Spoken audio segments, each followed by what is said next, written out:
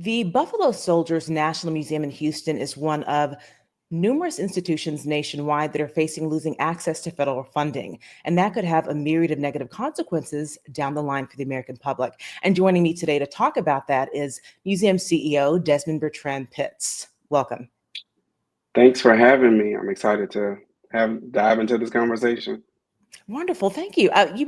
Before we get into the impact of what losing those federal funds could have on a museum, can you give me a brief history lesson, if you will, for the listeners about who the Buffalo Soldiers were and what their legacy is? Buffalo Soldiers, I am the CEO of Buffalo Soldiers National Museum, and we are actually our legal entity name is Center for African American Military History. So what we do here is cover the entire African American military experience from the Revolutionary War until present day.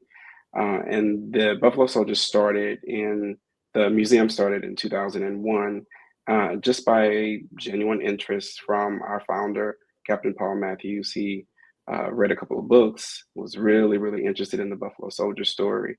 Then he went on this journey of collecting artifacts and memorabilia.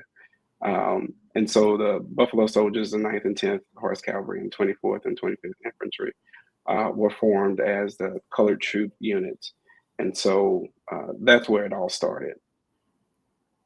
And there's also a Texas tie. I'd like to put that in there. Can you give our listeners a little bit of information about that? So the tie to Houston really is not familial.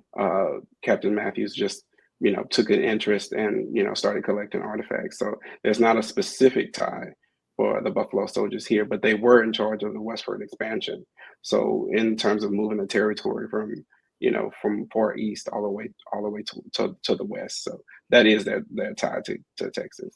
Yes, because I remember visiting Fort Davis and reading all about the impact that they had there as part of that Western expansion that you were talking about that. And it was very, very interesting.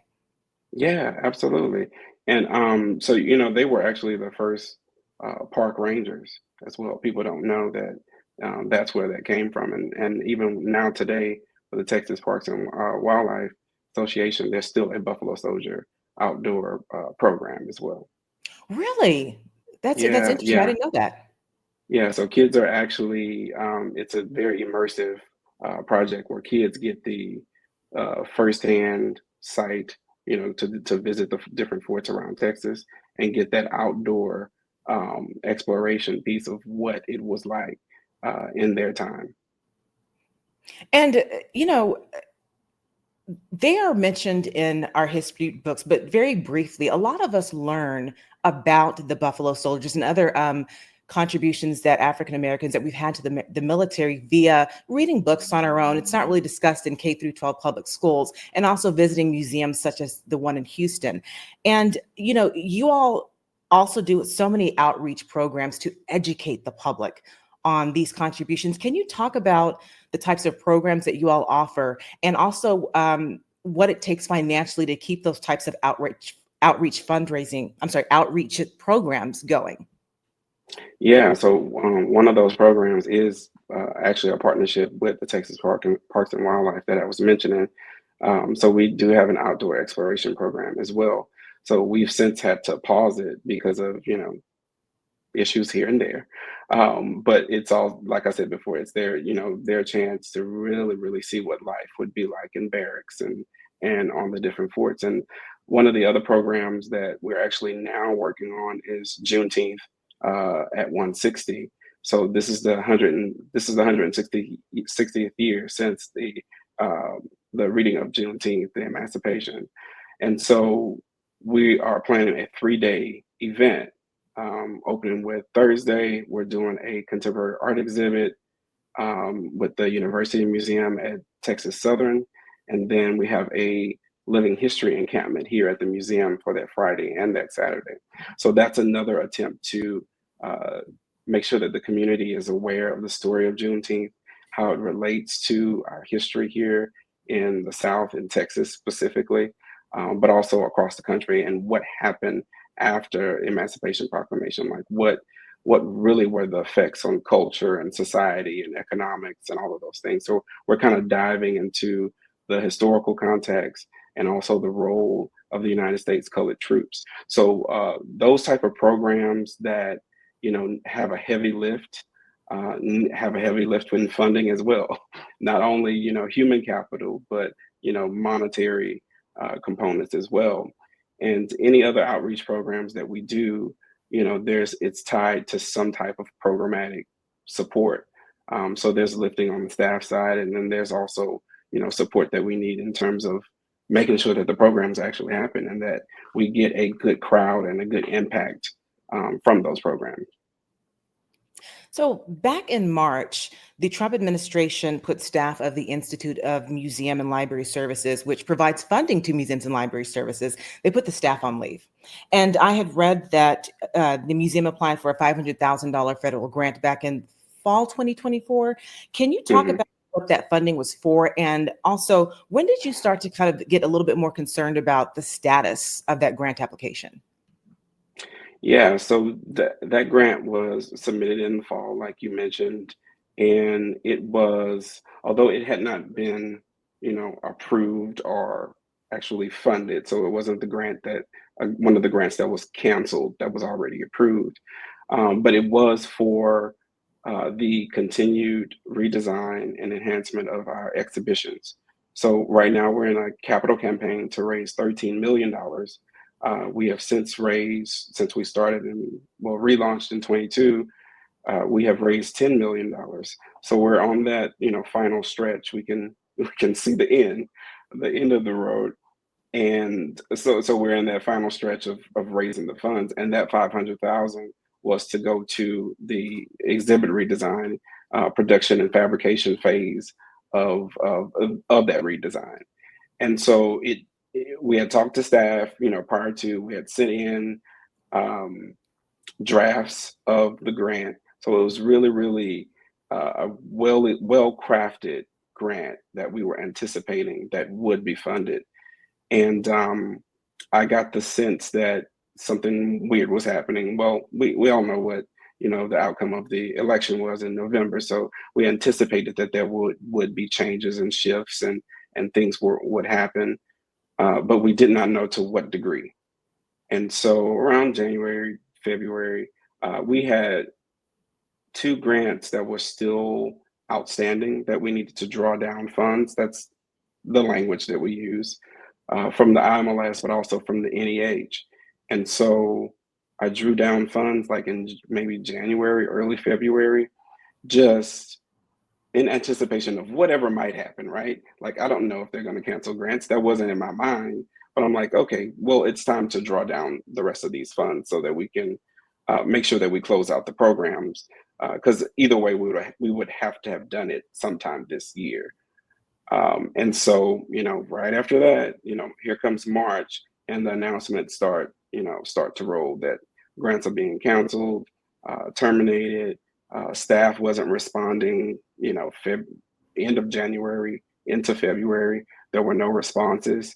I normally serve on a review panel for the particular grant that we submitted for, which is the African American History and Culture grant from the IMLS, and I hadn't heard anything.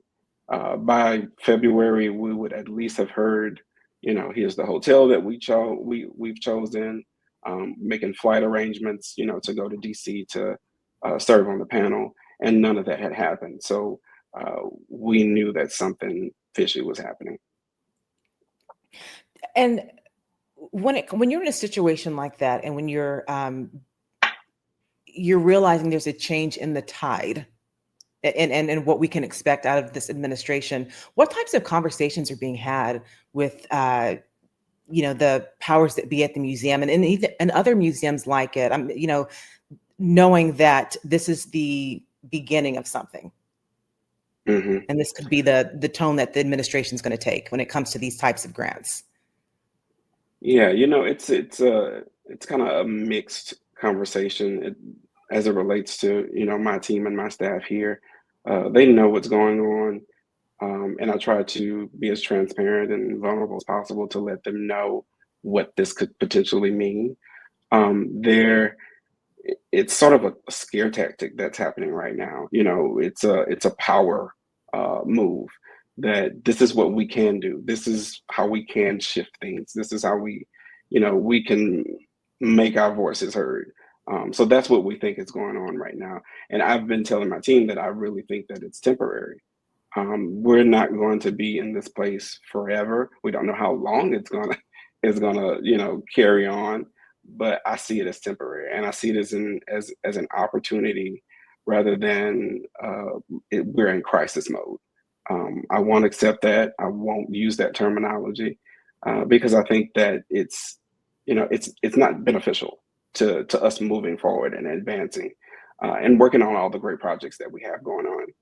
And in the arts and culture community, here in Houston, we have a lot of groups, a lot of advocacy groups that have these conversations all the time. And leading, coming from the announcement, the election in November, we had already talked about how much more advocacy work we need to do to make sure that on a local and a state level that our leaders in public policy making and in politics in general need to know who we are and our stake in the economic capacity in our country. And it's been a long fight. It's a continued conversation. That's not a Buffalo Soldier Museum problem, but it's an industry wide problem. That the arts in general are just not understood and valued to the capacity that it should be. So, we're continuing to have those conversations. For a while, everyone was quiet because we don't know how to respond, right? And so we're asking our funders, from family foundations and from other institutions, like, what are you thinking? How does this make you feel? And they're thinking about now, like, what's their capacity to even try to attempt to do more, during this time. And there's really a lot of uncertainty right now. And that's what people are feeling. That's what we're feeling. And I want to get into the economic aspect of this conversation as well, because I believe that's something that I hadn't really uh, heard a lot of yet, because that is a key issue as well. But I want to get into something you were talking about, just kind of the state and the political activists and the leaders and what they needed to know. And I was thinking about this because we're in a time right now, especially here in Texas, we have seen that there is a push to erase African American history even more than it has been in the public school system. And, we've seen book banning and things of that nature. And so, which makes museums like yours even more important right now. Yeah. And so I was going to ask you what your take on the current climate is here and why it is even more important that we kind of like all work together to pick up the reins to make sure that the public is educated on the true history. Yeah, it's disappointing. I think it's something that we're almost accustomed to in terms of, like, when I was in school, there wasn't a lot of information then either. We had access to books. I mean, there wasn't an issue there. But the fact that we're taking so many steps back in miseducating our youth is very disappointing. And I had a conversation with um, a school here in Houston, and there was conversation about making a military program almost like a recruiting um, aspect of programming that they were doing at this high school. And the conversation led to particular topics of discussion that we can workshop and do partnerships and create an agreement to where we continuously do programming with the school. And back then, this was probably just a couple of months ago, we were talking about using certain keywords and phrases that couldn't Mhm. be used, or that the schools, the district would flag. And it just it makes me really upset. I can't say some of the words that I want to use, Oh, but it really makes me upset that very our upsetting. whole nature and our whole culture and being a black male is a target. We already have to deal with so many things outside in the street, and police and all of policing and all of this. But in the schools, we're dealing with the same thing. Like, how does that make sense? That's supposed to be the safest place to be open and honest and learn and understood and receive knowledge. Like, all of those things are supposed to happen in school, and they're being stripped away. They're being pulled away. So, spaces like ours not only are more important, we have the responsibility that's also a heavy weight of making sure that we are educating, the youth on the true, unapologetic story. Yeah, for some certain age groups, we might have to, tailor some of the language, because we don't want, kids to be afraid of history. We want them to interact with it and be very knowledgeable of things that occurred. But we're not pulling out, stories, and we're not pulling out slavery, and like, those things happen. This is history. You can't rewrite it. And I think that's what's happening now. There's an ask or a call out now to remove history and rewrite it, and that's just not possible.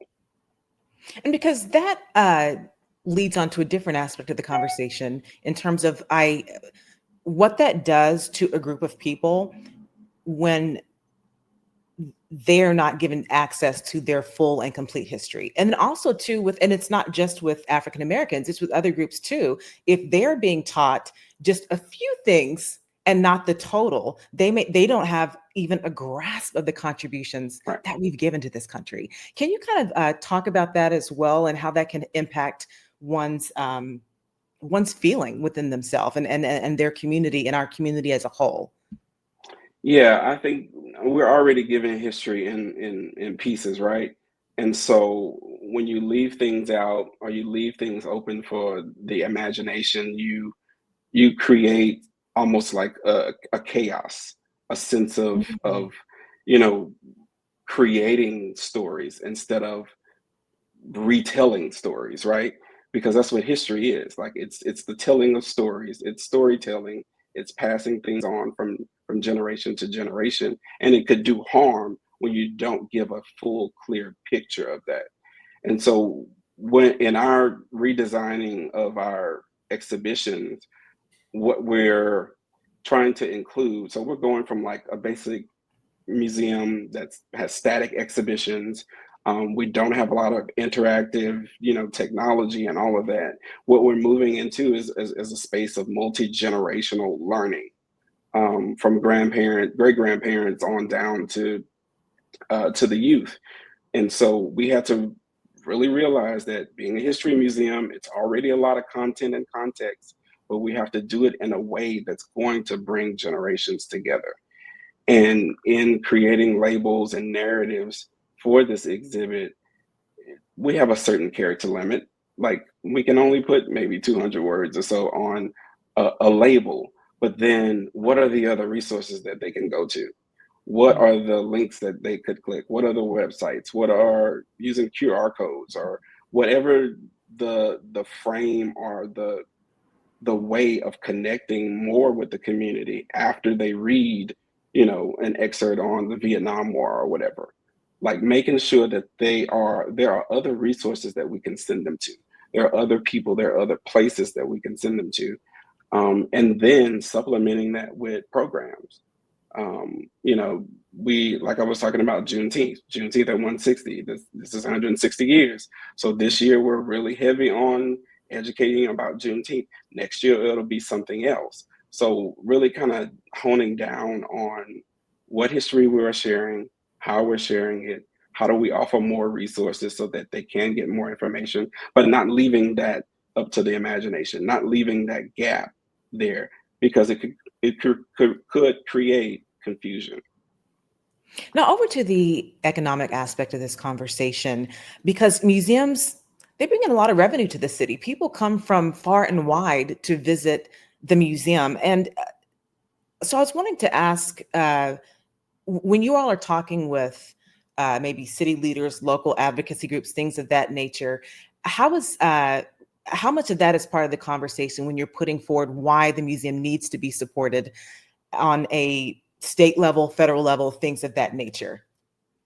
Yeah, it's a big part of the conversation, especially with leaders that are in, politicians, city leaders, city council, all of them. They want to know what's the value. Um, and there's another thing about, I guess that's a whole other conversation, is about the word value. Like, what does that really mean? That it could have so many different meanings across the board, but economic value is really important to them.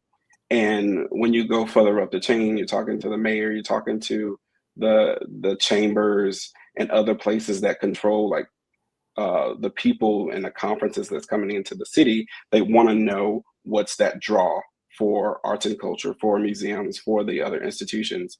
And so it plays a really pivotal role in expressing to them that access to more funding from the city and the state level is needed to drive more impact, to drive more economic value, to bring more people to the city. If we weren't redesigning and doing our exhibitions, we would still be at this stagnant level of visitorship. Like, we have what I call one visit wonders, because people aren't coming back because our exhibits have not been updated in 20 years. And so that type of support, that type of effort is what helps drive more economic value and impact into the city. So explaining that and framing it in a way that they can understand, which always stems down to some dollar signs, right? And so we did so I'm a part of the Houston Museum District Association. Mhm. And what we do is, it's a group of museums who are basically in around the same areas, about 20 museums or so, and institutions. There's a park within our group as well. We made a presentation to the Cultural Arts Committee, I believe it's called, with the city of Houston. So it's a group of council members who come together every month. They meet, and we have the opportunity to kind of present. So in that presentation, I wasn't one of the presenters, but in that presentation, they pulled numbers of visitors that come to the museum district. And through that, it showed that there was more visitors and that come to museums here in Houston. It might have been 2023, that a combined audience and attendance was larger than all of the Texans games, the Wow. rodeo, and some other numbers that I couldn't remember. But all I needed to hear was the Texans games Right? and the rodeo. And you can imagine, like, the way that their eyes just opened up. I can Like, imagine. that's insane. That's insane. Like, why would that many people be coming to museums? But think about museums and art as healing, as education. Like, we fall into so many different buckets that affect community on so different levels that they don't realize it, because at the end of the day, they're thinking about the money. But then we have to bring them back in. Like, when you were a kid, you were 6 7 years old, you were drawing, you were dancing, you were singing, there was some Right. type of art centered component of your life. And I think that also is another aspect of what we try to get them to understand. Like, yeah, economic value is very important. We understand that. But also, what is the human impact?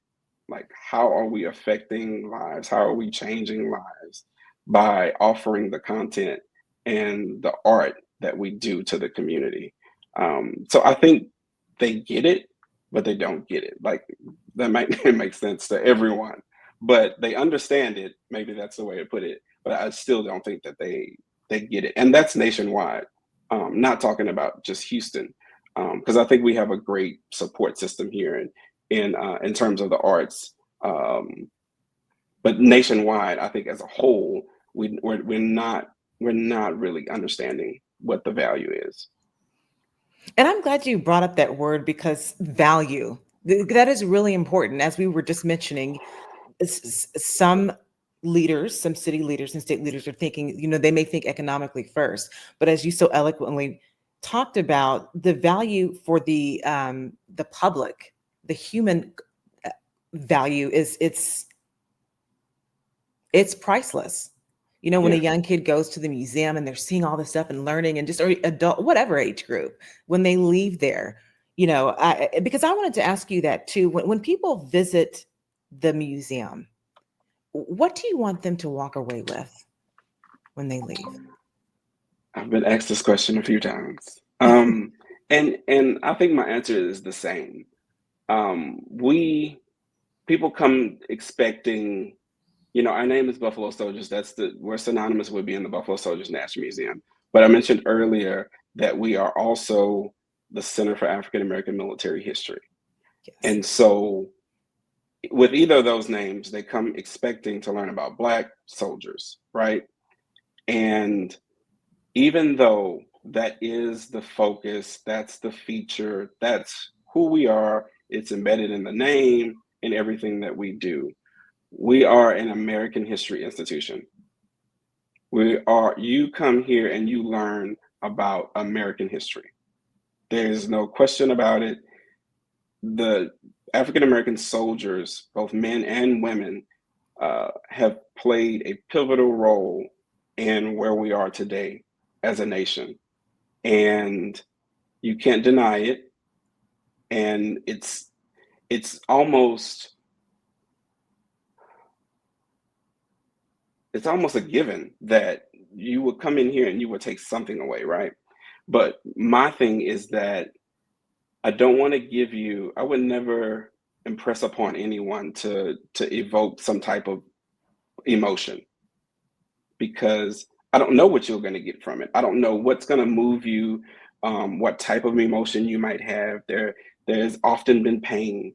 I've seen tears, from veterans, coming down veterans' faces, from their grandchildren, coming in and seeing an artifact that they might have donated, that is their grandfather's medal or something like that.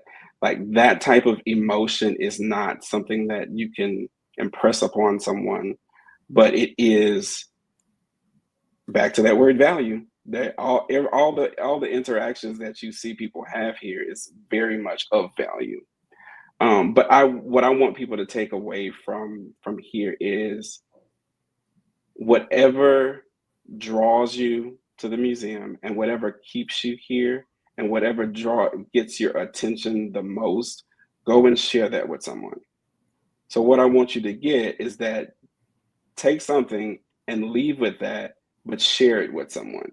Because I think that's the missing piece, is that we're not communicating with neighbors and friends and other people. Share with somebody that you normally wouldn't talk about a museum experience with, or you wouldn't talk about your vacation with, and really leave them with something that might want them to come to the museum.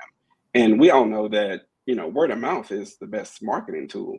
Like, I think that's how we've succeeded over the years, is that people share something. But we've lost that.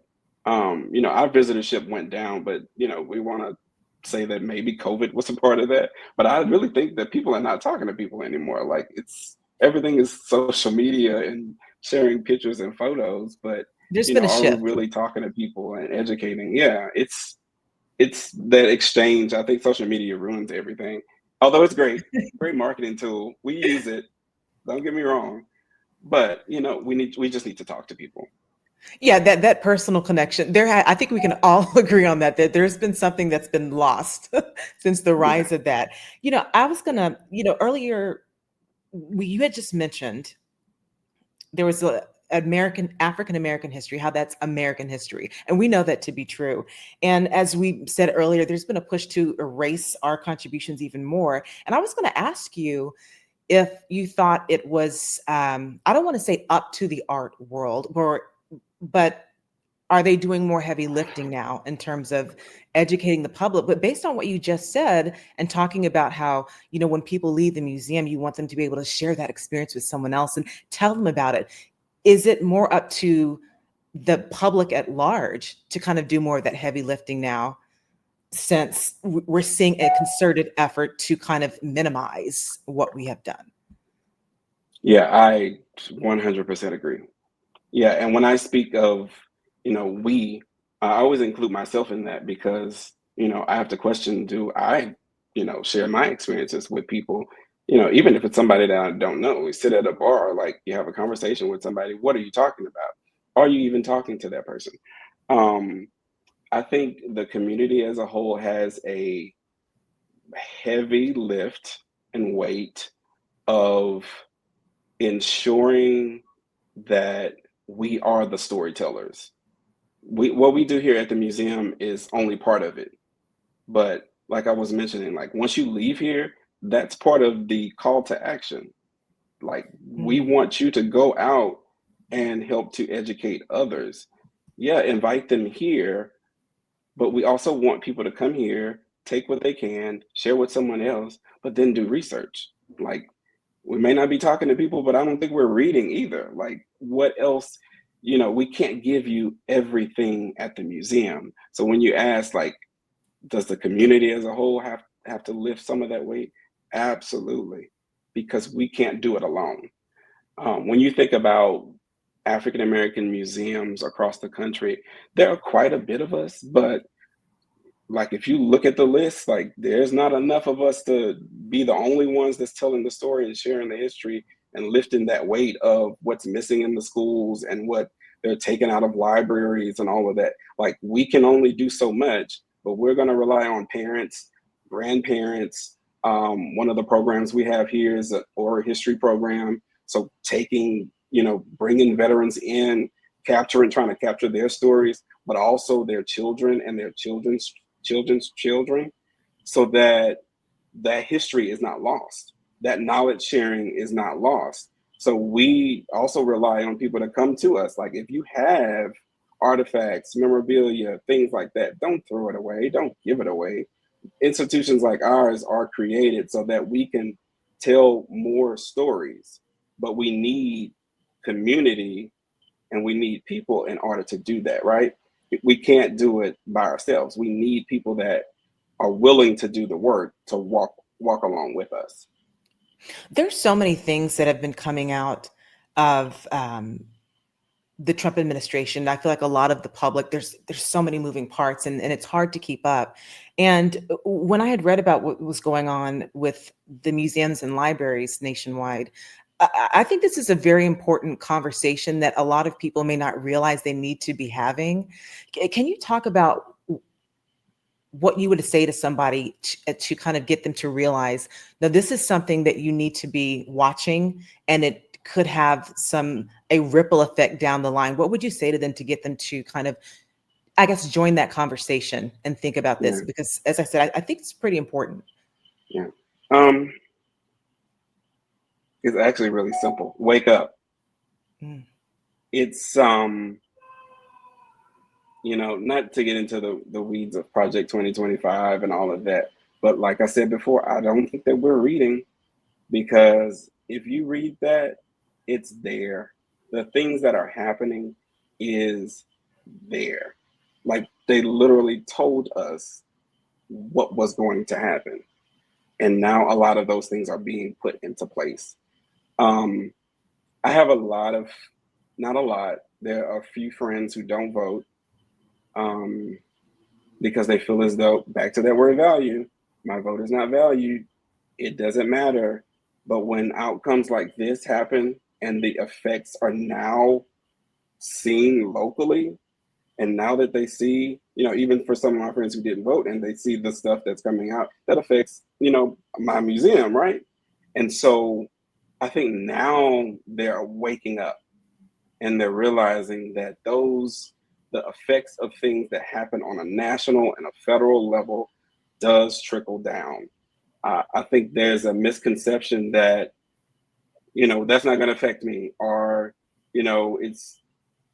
I'm not included in that, and that only state and local elections really matter because that's where the work is done for the city and for the state, and that the federal government has no effects on anything that's going on down here. But now they're seeing the outcomes of the changes and the shifts and how it can affect people in their daily lives. I mean, we go to the grocery store, you see it. Everybody's talking about eggs right now and how they're like astronomical in terms of, Mm-hmm. pricing. So those are because of economy or because of a larger thing that's happening, that's going on, on a national, on a federal level. So I think it's just simple as just waking up and paying attention. Like, it's things are happening around us, and you don't have to get all your news from the news. Like, we know that there's a lot of things that are not shared, and there is false narrative that is shared in local news. And so find another source to get your information from, like YouTube shows, like newspapers, like publicly funded resources, and television shows, radio, and all of that. Mm-hmm. Yeah, Those just are under attack as well. and those are under attack. There you go. Yeah. So Yeah. wake up, pay attention. Wake up, pay attention. I like that. And again, thank you so much. We're going to go ahead and wrap up here. I could talk to you for so much longer. Yeah, This and is I can hold you all day. So this is such a layered conversation. So I hope we can talk in the future. And for those of you who are listening or watching at home, if you like this kind of content, news, politics, current trends, don't forget to like, share, and subscribe.